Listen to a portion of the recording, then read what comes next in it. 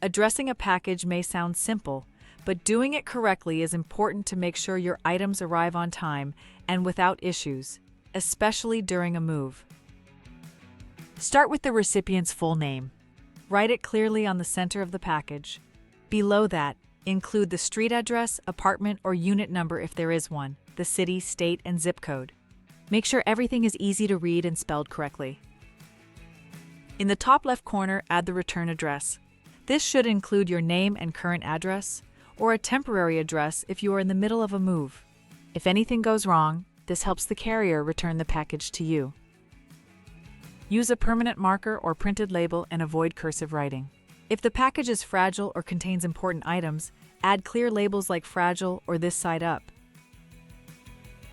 Taking a few extra moments to address a package properly can help prevent delays, lost items, and unnecessary stress during your move. Want more expert tips and free moving quotes?